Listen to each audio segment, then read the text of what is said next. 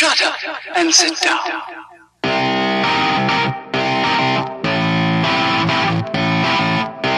Welcome to another Read Out podcast. I'm one of your co-hosts, Jake. Devin, how are we doing tonight? Doing good, Jake. How's it going?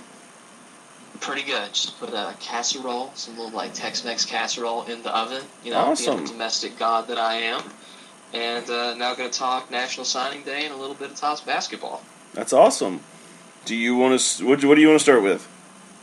Well, I figure the kind of topic du jour today is today's National Signing Day, which has lost some of its luster with the early signing period that came in. In December, they decided to allow kids to sign early if they wanted to. So we've got a lot of signees that happened then. So today wasn't a huge deal like it used to be. But the Tots picked up some marquee talent that we haven't had before.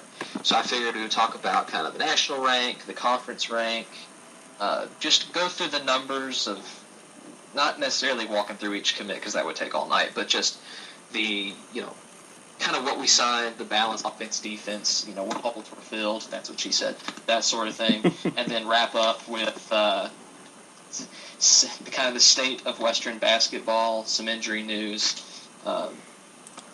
That's what so, I got. That sound good? Yeah, sounds great. So starting it off, we signed 23 guys? Is that right? 23 players, football players, signed letters of intent for the whole signing period, so December and today. I think they signed 15 guys today, but 23 for the class. So looking over, I don't know anything about any of these guys. We'll just have to see how they turn out. The only guy that I see... freshmen, so we don't know. Well, yeah. The only guy that I see local is from Louisville, Shannon Bishop. He's a DB, 5'11", 165 pounds. Plays for PRP. So that's awesome. Glad we got his commitment. I always like to see when we have local guys playing for the Tops because it makes you feel a little better. That's a Kentucky guy. It's something to relate to, I guess. Yeah, and it builds kind of, you always want to keep the local pipeline strong because Louisville and some of the surrounding, corn-fed counties produce some really good talent. Bowling Green's got some good talent. Nicarius Fant was really good for us. South Warren, Iggy came from South Warren. Oh yeah. So you want to keep the pipeline strong. And like you said, for an interest standpoint, when guys are coming from the state, it just kind of makes you feel better. These are our guys. They're at home here. Well, even like Iggy, it helps with getting fans out too. Absolutely. You know how many guys from South Warren probably wanted to go and watch or went and watched games? Now, there's a few guys I see from Florida, and Florida's typically the fast state, typically, is what people say. Yeah. We've got a wide receiver, a DB, both from Florida. I have no idea where those places are. Sorry, guys. We've got... Yeah, it's obviously... we've got a quarterback from Lakeland, Florida. I don't foresee a lot of speed out of him. I feel like he's going to be a pocket passer. I feel like he's going to be sitting there a lot. I don't think he's going to be moving a lot. Well, here's the deal with this guy. So, good news on him. He was a 3-star. He just recently got updated to a 4, which makes him the highest ranked Western player to ever sign. He's listed as a dual threat guy because he's mobile sort of in the pocket. He's mobile like Tim Tebow was mobile. You know what I mean? Yeah, so I kind of get you. He's fast. It's that he is sturdy. Well, honestly, with his size, I could see a lot of quarterback sneaks. Yeah, you got to get that 2 yards. With him, you got to get 2 yards. I think he can do 2 yards. Absolutely. Going to be a lot of goal line sneaks with this kid. Oh, he's 6'4", so I'm sure he could easily jump the 2 yards that needed. But, I just can't put a lot of faith in stars. Does that make sense? Like your 2 and 3 stars? Does it? Here's my analogy. Here's my analogy for that. I understand you watch these kids play in high school and all that, but high school and college are two different worlds.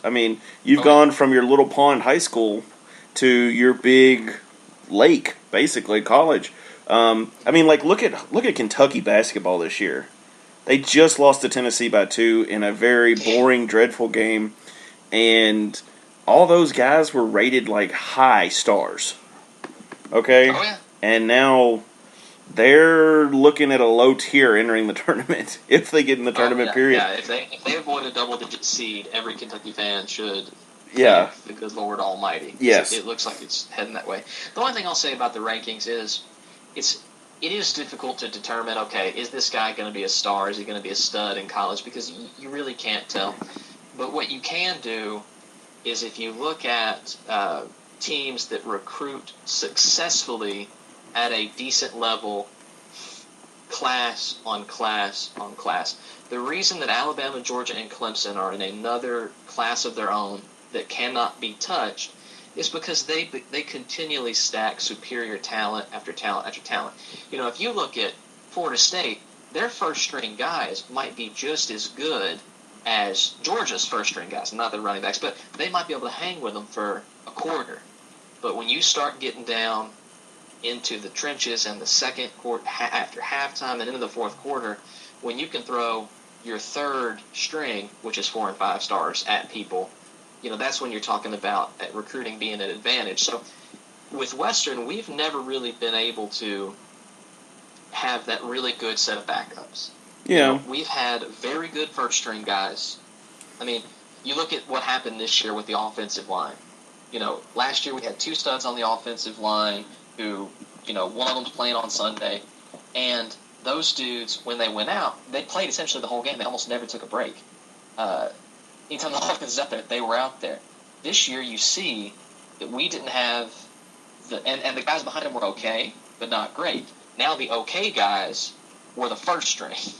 And then the guys behind them who were even less talented could not replace them. So what this says to me, assuming this Stafford can get the train back on track, we're not going to go into that tonight.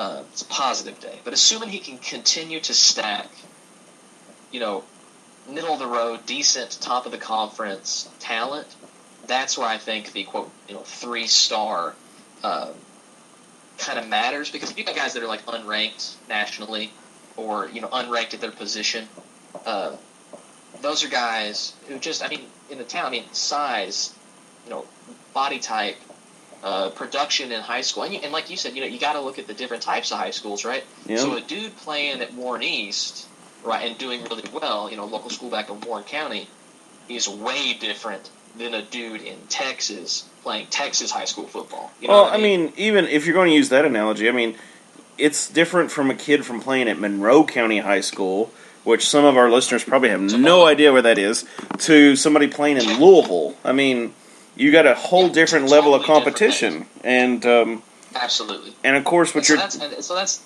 Oh, go ahead.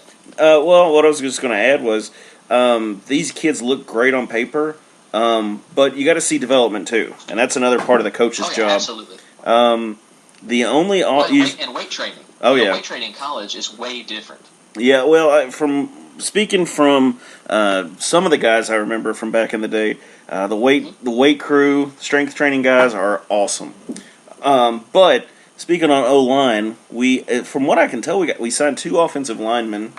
Gunner Britton, he's not small at all. He is 6'6" and 290 from Conway, South Carolina. They got him listed at 290? Yeah, they got him listed on 290 on WKU Sports page. That's good, because on Rivals he's at 275, or WKU Insider he's 275, so that's why I was like, I'd like him to be closer to 3. Well, I mean, okay. Let me talk about this other guy. Mason Brooks is 6'6" and 255. Now, here's the difference between going from that weight to college ready to play. It's just like you said, the strength coaches are going to get on them. And these guys are going to go from pudgy 290 to stout 310, you know, over the summer. Especially for Gunner. Offensive line, right? Guys about 300 or more? Well, usually, of course, this is from my days. Our O-line averaged about 310 to 315.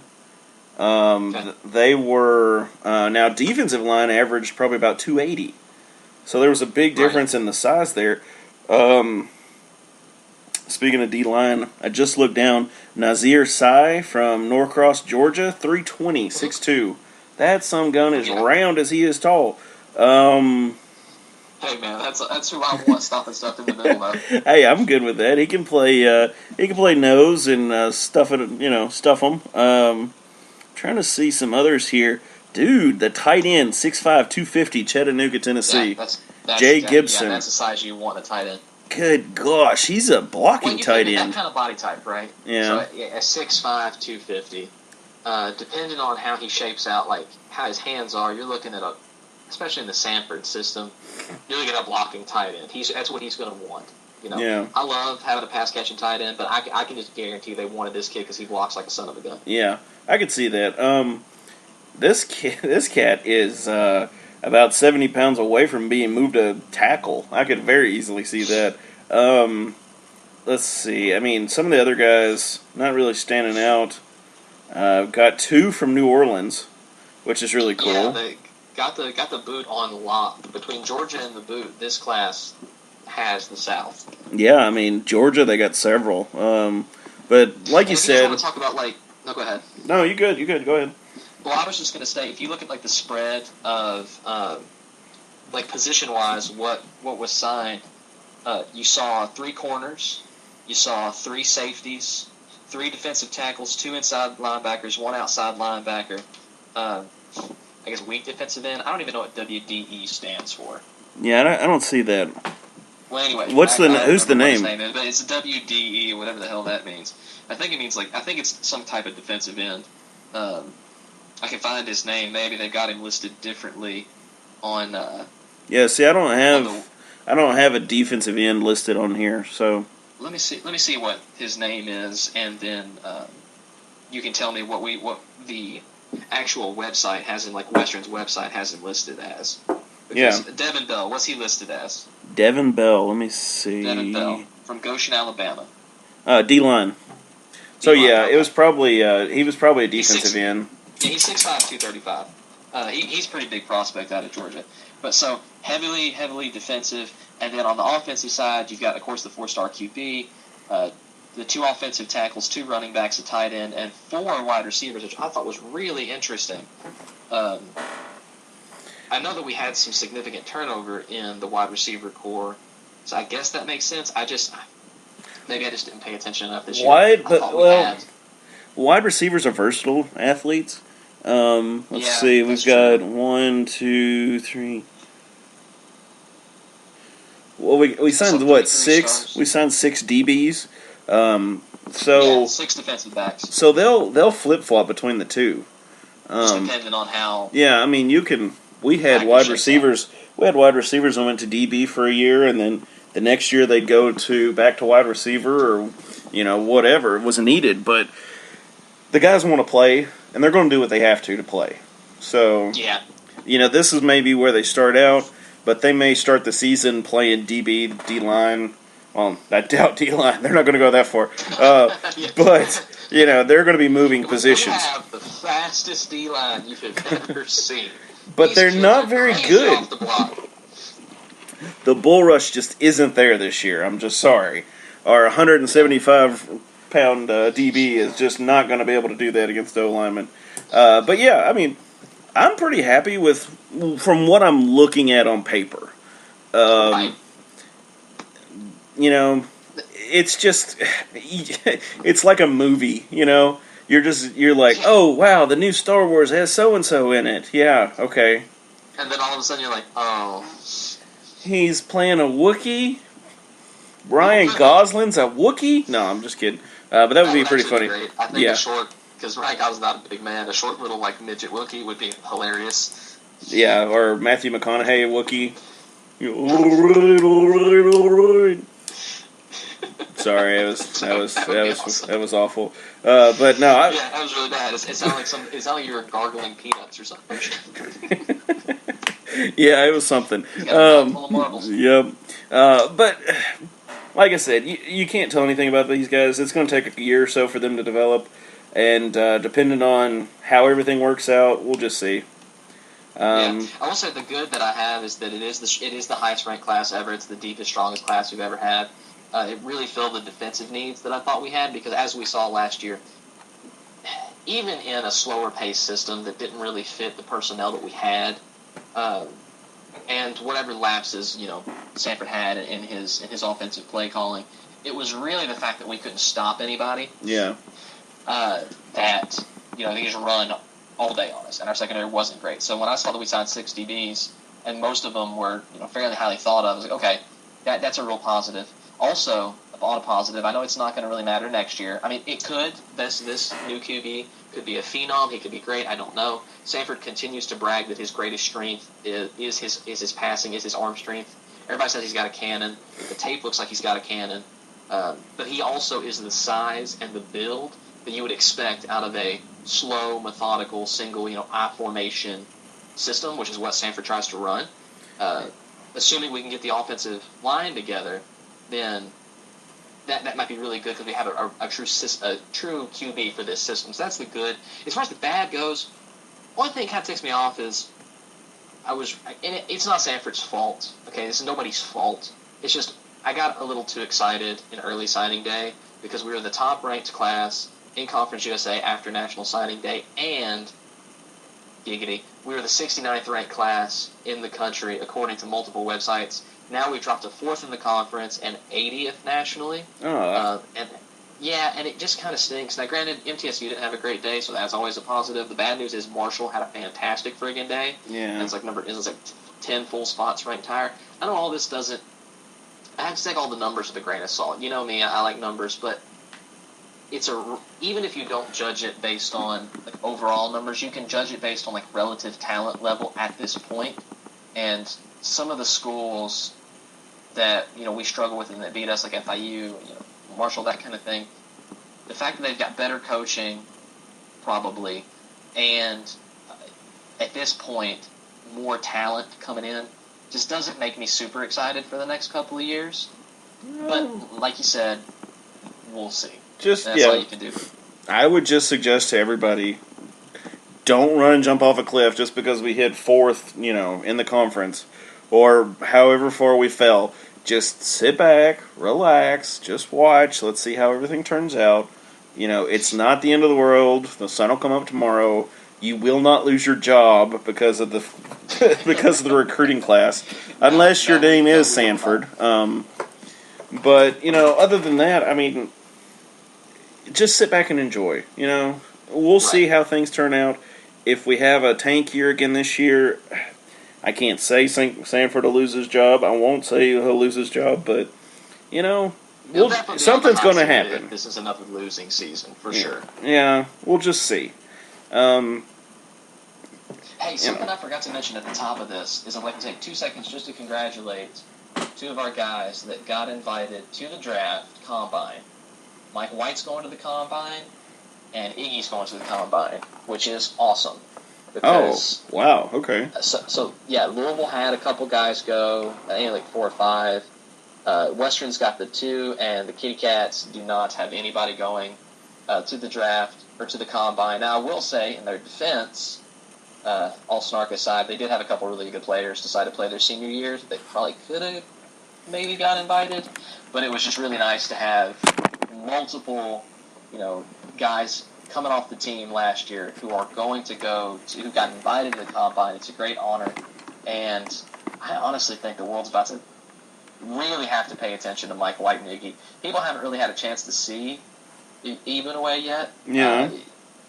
They've seen Mike White a lit'll bit in the, what'd you say? No, you're good. Go ahead. I was just going to say that Mike White, he kind of showed out in the Senior Bowl. A lot of guys were talking about him. He was one of the better quarterbacks to play, and he smoked Mayfield. But no one's seen Iggy hit yet. No one's seen him run and lift. So I'm pretty excited to see what he can do. I know everybody has such a football nerd thing, but I freaking love the combine and the draft. I just do. I would rather watch the combine than the draft. In actuality, I understand that, because at least it's a little more action. It's a little more action. I mean, even watching the dudes do the bench press, they do 225, and they have to do, I think, over 25 reps. Isn't that right? They just do as many as they can. They just go till failure. It's wild. Yeah, but I wanted to say that there was a requirement you had to hit a certain amount, but it's neither here nor there. Everybody does it, so like imagine the safeties doing it. Well, yeah, but I think Iggy's going to be a big. I think he'll be. Consider this just me talking, but I think Iggy's going to be really good. Come draft, come combine. I think he'll show out. I think he'll be one of our better prospects. Mike White, I think he's a good quarterback, but I mean, in the college football right now, how many good quarterbacks you got? And I mean, even higher caliber than him. More than previous years, but maybe 5. And that's ridiculous how many years they keep spitting out quarterbacks. But you don't want to be the best quarterback, is all I got to say. Yeah, no. Because you'll go to the Browns. Some stuff where they say the Browns pick up a top quarterback and then pick him up secondarily. I've also seen a lot of guys saying the Patriots are real high on him, which would be great for him. I've also seen some people say that the Dolphins should go pick him up, which is, cool that he could go hang out with Dowdy. The bad news is that Dowdy's kind of flirting in and out of the practice squad. Yeah. So if Mike White were to show out and beat him out of a roster spot, that would kind of stink. That would stink, but it would be kind of funny. I mean, it would, right? Like one record-setting QB pushing out another record-setting QB. I mean, it's one of those that it's like, well, are you happy for Mike White, or are you sad because he just got Brandon Dowdy out of a job? I don't know. Yeah, it's here nor there. But let's see. I guess we can move on to basketball if you're ready. Yeah, I'm ready to talk basketball. Well, sorry guys. Tops lost their chance at an at-large bid. I agree. I don't know. We got FAU next. They're 10-13 and 4-7 conference. ESPN 250 in the RPI. Well, ESPN has Western at a 95.1% at their matchup predictor. So, of course, they're just looking numbers, but I don't see any reason Western couldn't win this game. No. Look, here's the deal. You lose. I know UTSA is kind of on the upswing, right? They've got to win against Marshall, a win against Western. That's all well and good.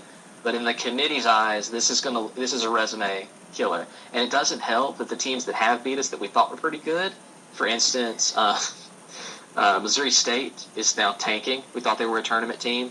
Who else? Ohio, the Bobcats, are tanking. They're a garbage team. So the teams that have beaten us outside of Middle Tennessee, Belmont, and Villanova are tanking and not helping our resume. And I thank God Purdue keeps just raging face, and they better beat Ohio State. Where's Wisconsin at? What?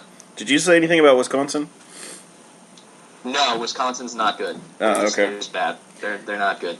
Good. I don't think they're a sub 200 RPI team, but they're definitely down in the ranks. I'll say FAU is ranked. Okay, so I'll put aside all snark about the RPI for a minute. Look, it's not the best metric. It really isn't. But the committee still uses it as part of their evaluation to seed the team. So you kind of got to just go. Is 250. FIU's 296. Both these are at home. You need. Look, we got to win. That's the first thing. We cannot look past any teams anymore. We look past UTSA. The dude said it after the game. If you go back, watch the post game. The dude said that they were complacent, and that was something Darius Thomas. He's like, we just got complacent. We beat UTEP. We retired because we had a 39-hour turnaround time, which is horse crap. Conference USA.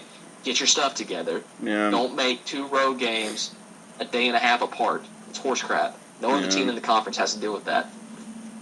Let that out there. It's fine.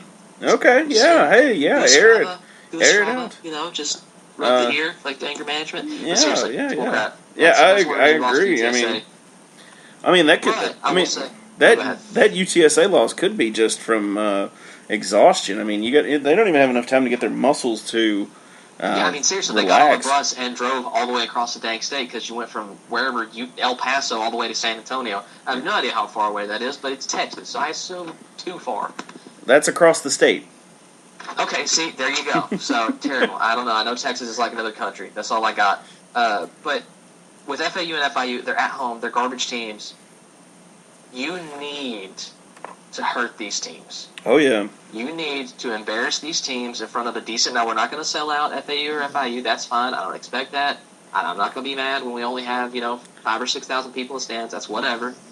But you need to absolutely dismantle these teams. You need to show the rest of the conference that you're still a contender.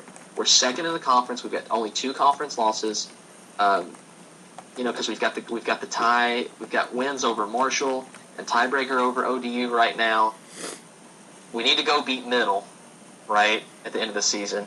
But this next stretch, FAU, FIU, Rice, Charlotte, these next 4 or 5 games, these are games that you have to take serious, that you have to, I don't care how you win, you have to win, but you really need to blow them out to make a statement. And then you build up some momentum going into Murderer's Row, where we have to play Marshall or Old Dominion at home, which will probably be the last chance for a home sellout. So everybody get your stuff together and get your tickets, listeners, because they are going to go fast. Then we play at MTSU, at UAB to finish out the season right before the conference tournament. We need to win out. If we win out and MTSU keeps winning, and ODU keeps winning, and UAB keeps winning, there is a slight chance that Western still could get looked at as an at-large, because Purdue is rocking right now. Number 3 in the country, top in the RPI. Wright State keeps winning, which is looking like a better and better win. Last time I looked, they were a top 70 RPI team. That's pretty decent. Belmont, someone that beat us, is projected as a tournament team now, so that helps a little. Villanova obviously is the best team in the country, at least by most metrics. So Western wins out. If Western can win out, and we said, previously, that's probably not going to happen. But now with the loss to UTSA, you need to. You need to take every game super seriously. It's super serial, guys. It's take serious. Seriously. Gosh. Knock it out. I love man card. Super serial. Oh my god. And you're good. Go ahead. I wonder how many people listen to us actually watch South Park. Yeah. Religiously as we did. Yeah. No. Probably not. No, they can't quote it as well as we can. Just throwing that out there. Yeah. Right. Gosh, I'm super serial. That's how awesome South Park is. Oh yeah. But yeah, just long story short, need to win out to even have a sniff at an at-large and at least get the bye in the Conference USA tournament, so you don't have to win 4 games in 5 days in order to get into the tournament.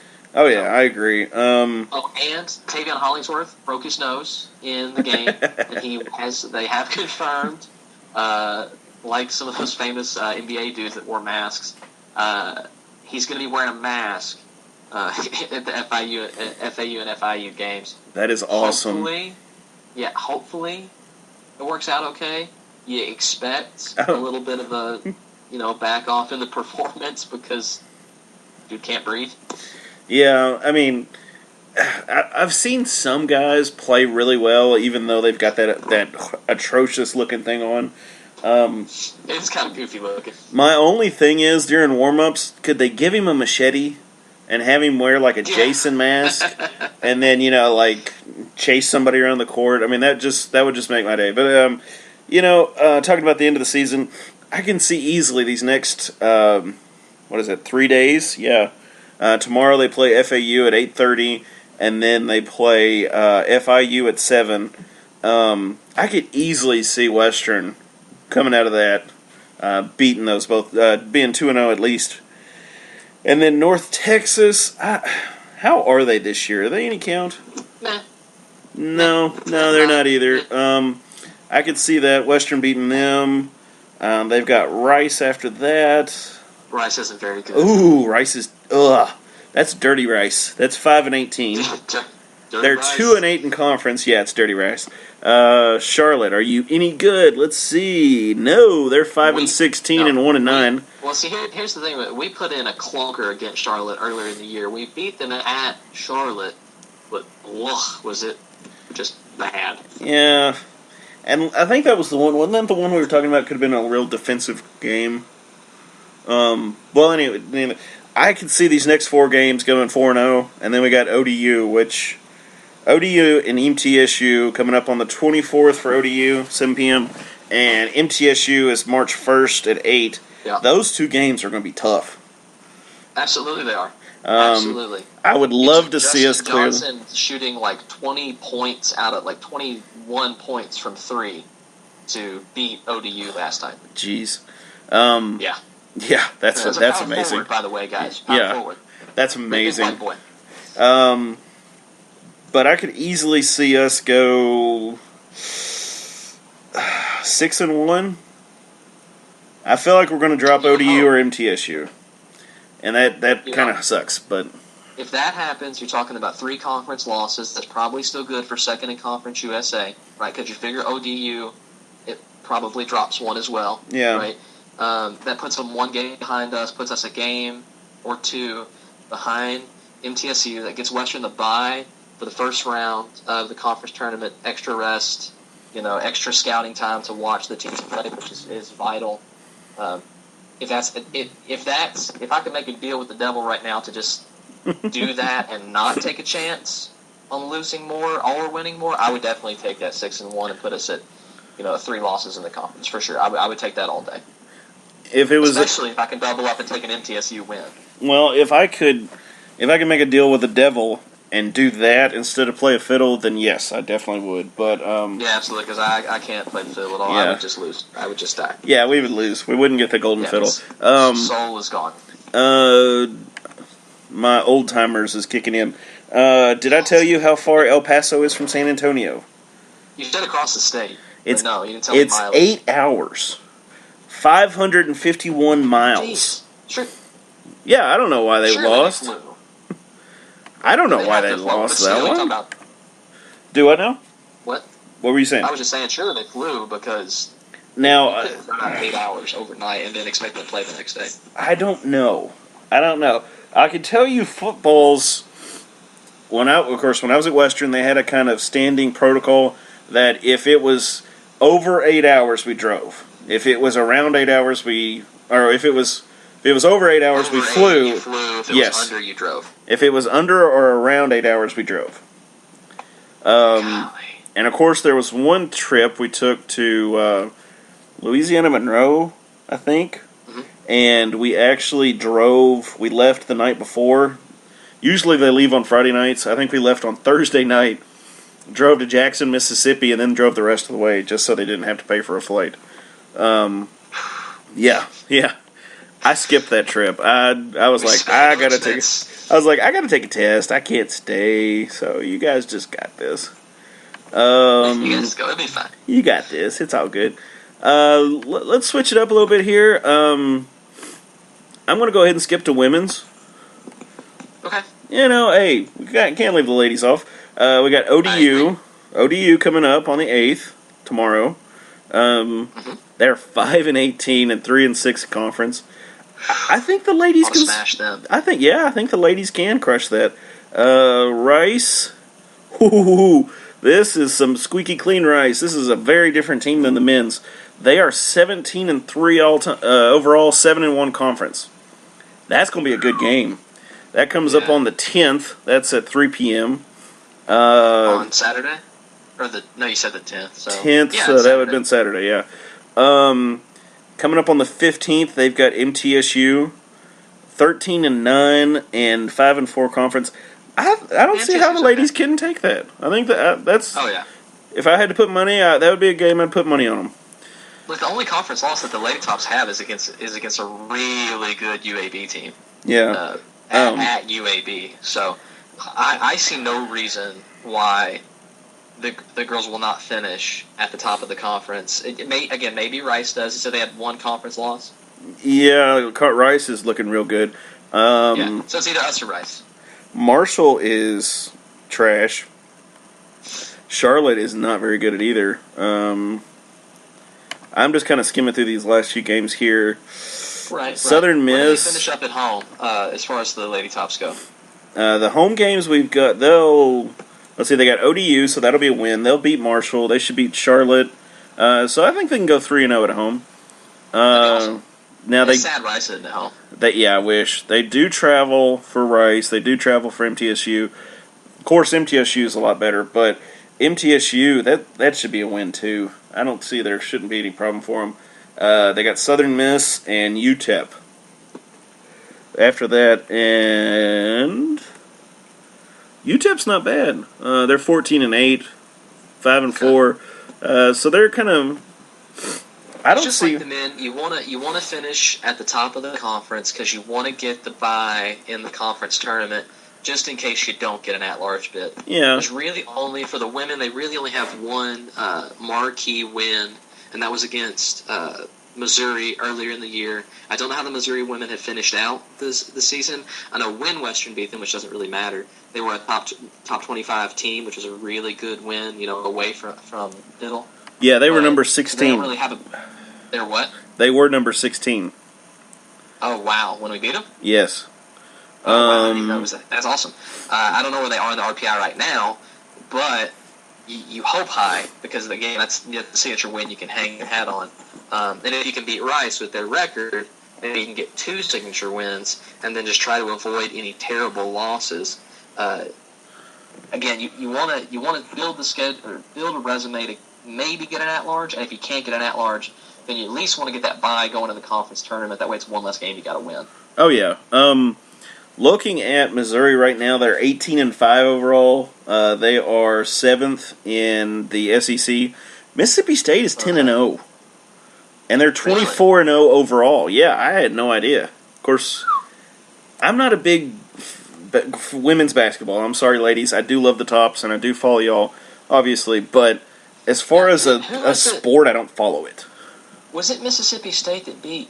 who beat UConn last year? Was that I think that was Mississippi State. They may have been the championship last year. I want to say that's what it was. May have been. I cannot tell you. Yeah, but I think Mississippi State ended. It sounds familiar. It's a Southern school. I know that. I would like to. I may look that up and talk about that later. Yeah, but that's on another podcast. But, that's really cool. But I'm pretty sure. So they're real friggin' good. Oh yeah. And the Lady Cards are killing it this year. I don't know how the UK's girls are doing this year, but I know the Lady Cards are absolutely demolishing people. From what I just saw, Kentucky's women are not doing that well. Well, they had some problems with coaching, and they had some internal issues last year that are probably still affecting them. Yeah, they've got, let's see here, let me try and pull up their, Kentucky is 9th in the conference. They are 12-12. Down there. They're 12-12, 4-6 in conference. So they're struggling this year. Well, they're not as bad as Ole Miss. What is Ole Miss's? With the Lady Rebs. Ole Miss is 1-9. They are 11-12 overall. Oh, I gotta check one. Hold on. Go ahead. Let me see. I mean, while you're looking up whatever in the world you're looking up. This just reminded me. Okay. Sorry. What? We talked a few episodes back about a small Texas team, Southern Texas, who played Gonzaga, Washington State, Ohio State, Syracuse, Kansas, Clemson. They had, this super awful road yes, schedule. They had these awful ones. They've like won Southern Texas or something. Yeah. Let's see. Let me see where they stand in conference play. Oh, they're 5th.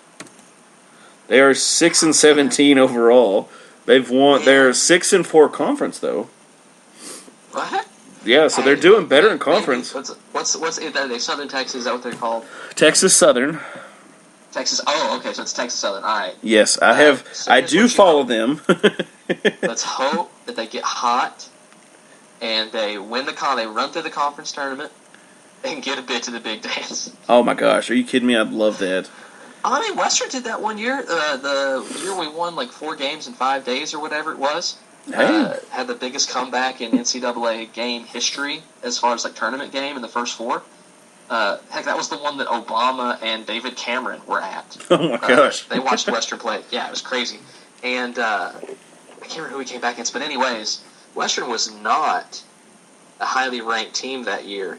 I mean, you're talking like guys like Rostov. I mean, I think Fant was on the team and TJ Price, but it wasn't like a knockdown, drag out, like amazing year. We got hot coming in the conference tournament, won a boat ton. Just boom, boom, boom, boom, upset everybody, upset the other, not upset because we were both 16s, but beat the team on the play-in game, and then ran in. It was either Kansas or UK. I don't know what buzzsaw we ran into, but obviously lost there. If that's the one, is that the one where Ty Rogers hit the shot? No, that was a game to go. That was against Drake. It was 103-101 or something. Was that Drake or was that San Diego State? It was Drake. Now, okay. They might have had San Diego State that same year, but that was the Sweet 16 year, I'm pretty sure. Well, then we ran into North Carolina. I do remember that year.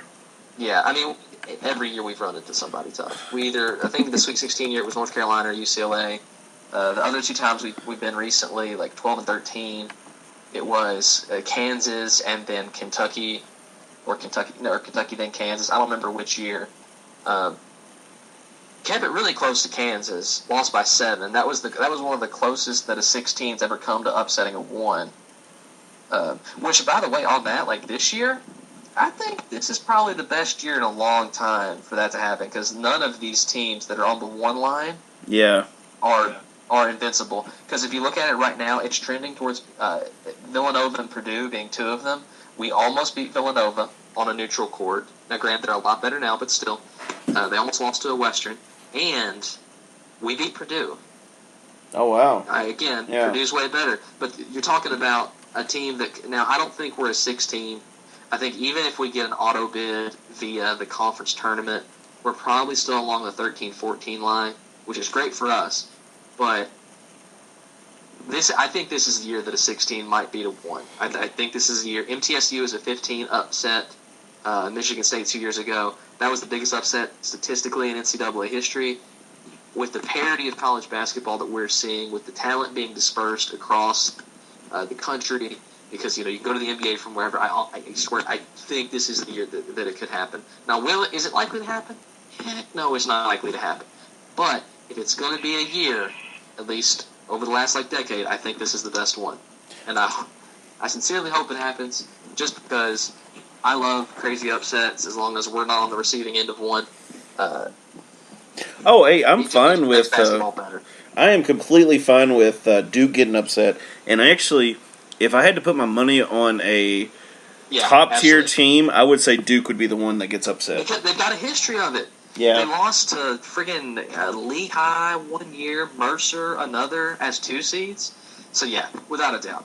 Duke is the absolutely poachable, one of the most poachable one-line kind of teams, simply because they can't play defense. Yeah. You look at them all year long, they will shoot you out of that building. They have incredible offensive talent, but they just do not. They look like an NBA team out there. They just do not play defense. And on the opposite side of that coin is Kentucky. They have really no offensive threats this year, but they are defensive as all get out. Like that Tennessee game, I've been complaining about because I hate Tennessee. But I hate Tennessee. I do. I don't like Florida. I don't like Georgia, but I hate Tennessee. You remember that video? No, but that was a YouTube video a while back. This guy's doing, but I hate Tennessee. But Tennessee, they said that was the most, the highest. I think the highest lead was 4 at one point. I think Tennessee ended up winning by 2. The game changed scores 15 times. I mean, it was a defensive game the entire night, and I'm going to disagree with you on the Kentucky being a good defensive team, because I honestly, I know that they have slugged out some wins and some close losses where okay, defensive kind of battle, but the teams that you've seen them happen, let's start here. I do agree that it is either the SEC or the Big 12 that is probably top to bottom of the league, the best league in basketball this year. Let's just start there. I'm not going to hate on the SEC. What I will hate on is the fact that Vandy is hot trash. MTSU punked them in their own building. Missouri is not a good team. They do not have Michael Porter Jr. No. He went out with a back injury early in the year. The teams that Kentucky has played and lost to were not because they couldn't score points. It's because they couldn't stop crap players from scoring on them. Nobody on that team, if you watch those games, nobody on that team wants to play defense. They all want to play ISO offense, which is their offensive problem. And when it comes to defense, they're just getting blown by. And then it's going to the back end where they're just putting up easy layups, and they do not have... Kentucky usually has a pretty decent big guy. They're known for guards, but usually there's 1 or 2 big dogs, like a Dwight Colby, right? Your Anthony Davises that put caps on the rim. This year, Nick Richards is soft, Tommy is soft, Kevin Knox is soft. These dudes are not playing good defense. Everybody's entitled to their own opinion, but I will fundamentally disagree that UK is a defensive kind of like a Virginia-style team. Oh, I'm not saying they play better defense than they play offense. I may give you that. That's more of the point I was going for, is that they're more of a defensive team because, like you said, who can you name that's their offensive threat? They have no offensive weapons. It should be Kevin Knox. It absolutely should be. That dude is a once-in-a-generational talent, but he's playing like a little sissy. Yeah. As far as I've heard, even from the KSR guys, is that if any of these guys go to the league, it'll be like 1, maybe 2. But they expect most of the guys to finish out. To be honest with you, I think he's the only one playing with any kind of gumption that needs to go to the league. Shea Alexander was the one person they named today as the offensive weapon for Kentucky, and they said the only thing they could do with him was he would drive to the rim.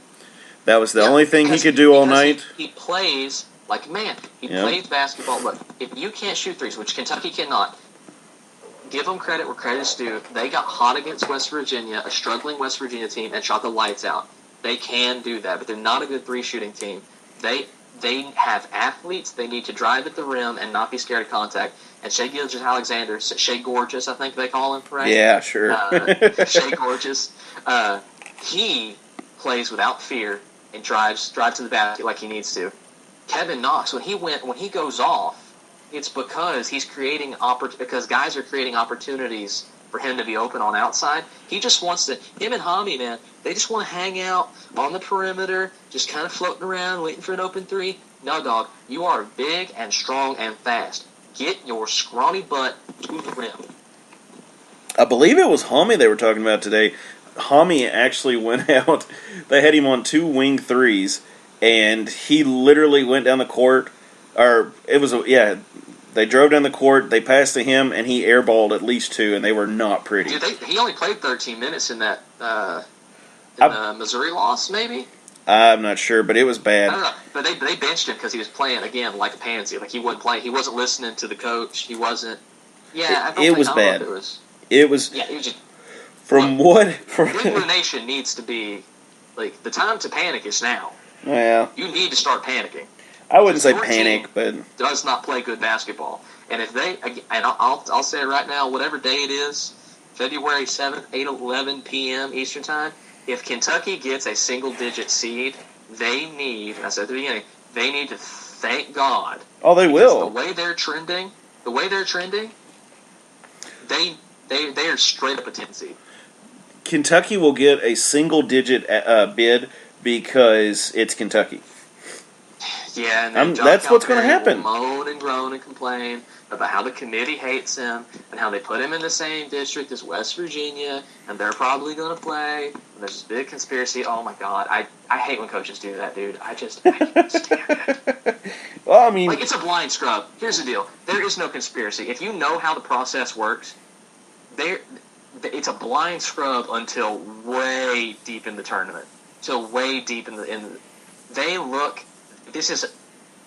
It's not completely objective, because I'm sure some decisions are made, okay, these are the same team, let's just go with the one we think is better, eye test. Okay, fine, that's subjective. But for the most part, this is an incredibly objective process for the seeding. Now, I will submit, I had a long conversation today with a big Kentucky fan, I will submit that you can make a case that the geography calculation part of this, that the better your team is along your seed line means that you go to your closest arena. So how that works is the top number 2 seed, right? Yeah. Will go to an arena that is closest to them. Whereas, like, the bottom number 1 seed will go to the one that is farthest away from them. So that usually doesn't make a lot of sense from rewarding high seed lines. I'll grant you that. But if I have to hear one more moron from some Power 5 school say, oh, they're just against us, Div complain, oh, we don't ever get to... No. So, anyway... Sorry, I'm a little heated on those. From what I've heard, and I may be wrong, most of the time, number 1 seeds get their choice. They choose where they go. Number 2s get closest geographical. Choice. It's like, you go to the closest arena to your school if you're at the top of the seed line. Okay. Yeah, so what'll happen is they'll pick all the, so they'll go 1, 2, 3, 4, 1, 2, 3, 4, 1, 2, 3, 4, all the way down the seed line. And then the top 1 goes to the closest arena to their school, because what you want is travel time. You want the most fans, and you want the lowest travel time. And then the second number one goes to the next closest, the third number one goes to the next, da-da-da-da-da. And it's kind of weird because then you get guys like, let's say Western is the top 12 seed, then Western might go to, say, like, a Nashville to play, their 5 or their 4, whatever, their 4 seed, whatever it is. Whereas, let's say NTSU is the last 11 in, and like they play a playing game, they might be out in San Diego or San Antonio because they were the lowest on their seed line. And that's why I say it sort of doesn't make sense, and that's the main argument I can see with the current seeding process. I actually just shaved my knee with a K-bar. You just shaved your knee with a K-bar. Yeah, dude, it was so sharp I actually could shave like around my knee. That was fun. All I'm waiting for is like, dang it! And then like blood starts squirting out of your kneecap. Yeah, see, well, you see... We gotta go, guys, because Devin's about to bleed out. Hold on a second. Yeah, I'm going to sleep. No, I'm good. But no, it's actually really smooth. I'm really surprised. That actually worked out well. Nice little rant. Gave me time to shave. Yeah, right.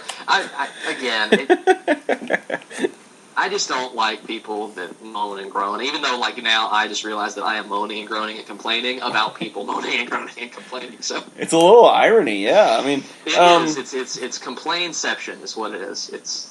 I don't blame coaches. I don't blame coaches for complaining because if they don't complain, then their fan base is going to complain because they're not complaining. That's true. That's absolutely true. If the fan base loves their coach, then they're going to get him and say, "Go get him, coach." You stand up for us. So. That's all you can say. And for John Calipari to say, "Oh, it ain't fair. We get stuck with Duke and North Carolina and Kansas, and who gives a shit? Coach, just go play ball. Do the best you can." Yeah, I mean, of course. Coach, don't lose in the second round to a crappy Tom Crean coached Indiana team. How about that? Yeah. How about you not let Kevin Knox lose that game, huh? How about that? Yeah. I imagine that most of these guys are going to stay. I don't see a lot of the NBA getting these guys. They could have one or two guys that go. But again, I think this is probably the rebuilding year of Kentucky as far as I'm concerned. Yeah, it's going to have to be. Yep. I mean, that's all I've got. You got anything else, buddy? No, I'm good to go. Went a little long there because I ranted, but, stuff happens. It's all good. Kind of gave us something to talk about. That's true. Well, Okay, well, thanks for listening, guys. We sincerely appreciate it. As we always say, go out and support the Tops. Games Thursday and Saturday. Thursday afternoon, Saturday evening, and go Tops. Go Tops.